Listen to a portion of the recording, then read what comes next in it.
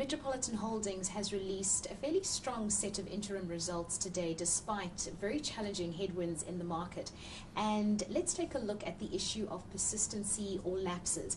Yep. Liberty has reported an improvement in persistency. And what's the current state of play here at Metropolitan? I think when we look at lapses, and that's really our clients' ability to pay on a regular basis, service their commitments, they pay their premiums on their policies. We've seen that the general, the main classes of business that carry the majority of our expenses remained relatively stable, and that's actually what we've seen during the previous period as well, where the market did take a dip. So unlike many of our competitors that had a very steep worsening of persistency in our recovering, I think what's been heartening for us is that it's remained relatively stable during that period. Yes, with a bit of seasonal fluctuation, but we're not too unhappy about that.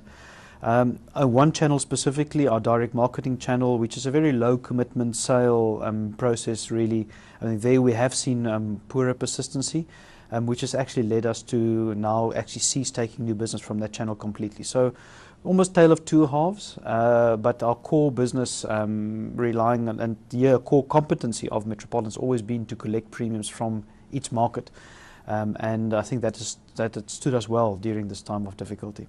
Let's take a look at the issue of sales and the selling of policies within the business. Which methods are working for Metropolitans and which methods are generating the best results for your business? Okay. If we just look at the individual life business, that's kind of the personality of Metropolitan to a large extent. Currently we see the agency force really doing well. We have put more agents into the market space. I think if we just look at agency force production this year relative to last year, they're up double-digit figures overall. So I think we're feeling good about the agency force. We still see that even during this difficult time for clients to commit, they need face-to-face interaction. They need to be able to sit around and understand the need for the specific policy and for the contract that would be going in, whether it's risk or savings. So that is an important part of our channel. I think we employ about 3,000 agents in South Africa alone. And we will continue to develop cost-effective means by building out our agency force. The broker side for us this first 6 months of the year was not as good as the first 6 months of last year, but since mid-year we have seen the single premium business take off nicely. So we hope to restore the deficit that we've had on the broker channel during the second half of the year. Okay, let's take a look at assets under management. In terms of this particular part of the business, it fell by 17%. What, in your opinion, caused this dip? Generally, assets under management for us is either the policyholder funds and then also the shareholder funds on the other side. Obviously, there's market impacts. I think the stock exchange was down 6% from 31/12 to 30 June, so that would have caused an effect. Then we've also lost some third-party mandates on the asset management side, so which are also, but I think it was in total about 1 billion. So in the bigger scheme of things, it's not immense, but all the little bits add up from that perspective. Just from a cash flow perspective, I think we maintained our record of being cash flow positive in our life business and on a group basis again for this year. I think in total attracting about 1 billion rand of new cash flow into the group. I think just demonstrates again the transactional power of a high volume, low cost engine like Metropolitan. The merger between yourselves and Momentum, yep, which has reached sort of its final stages right now, will see you being the deputy CEO of the new holding company, and the CEO of Metropolitan, the CEO of Momentum, being the CEO of the holding That's company correct. as well. What are the strengths of a merger like this one in terms of both your businesses and the positive that you both bring to the company? Just at a business level first, I think the blend between what the vision and the culture and the products and capabilities of both organizations, I think it's got the possibility of creating a very powerful organization. I think it's largely synergistic businesses. I think on a combined basis we'll have scale in all the markets where we operate now.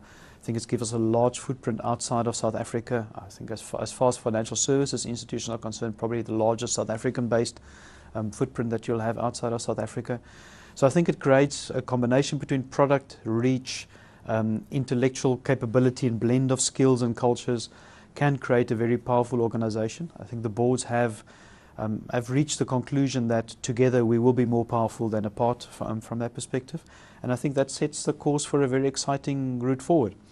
Obviously, on a personal level, both Nicholas and myself have been part of this transaction from day one, and we are very excited at making it work and be successful in the near future. How will this merger also change the landscape of insurance in South Africa in terms of a new player repositioned, realigned and remodeled for the South African and African market as well?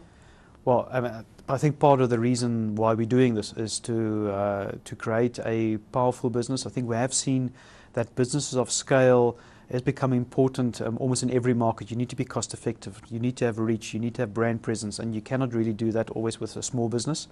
So once you establish that, you can kind of bring about change in the market space, especially also outside of South Africa. I mean, it will be even more strategically important for MMI Holdings to have a greater presence outside of South Africa to actually develop that process over time. Let's take a look at the numbers, a little bit of the numbers today. And as I mentioned earlier, fairly strong set of interim results. And if we take a step back a bit, if we're looking at the issue of recovery, where do you see the issue of recovery and how will it affect your business going forward? A few elements on recovery. I mean, we've certainly seen, well, unfortunately, we've seen not much new business or not much new jobs being created in the South African economy. We've had the World Cup, which was a very exciting event for our country. And it probably would have dislodged some industry or construction type opportunities into the hospitality industry, but I don't think everything's going back into construction again. Generally, the activity levels are lower. We have always said that we probably see 2 good sets of wage increases in South Africa before we will probably be back to where we were maybe 2.5 years ago before the crash started. It does look most of that is transpiring. I mean, the current strike on the go is probably proving a little bit that point. Just if it continues longer, I think we may see other effects in terms of the ability of the people on strike at the moment to actually service their other commitments from an earnings perspective. So we see the world progressing slowly better. There's still a lot of uncertainty at a macro level, internationally and locally. The economy needs to grow, and we need to re-employ 1 million people. So that's the job creation and getting industry active in South Africa again.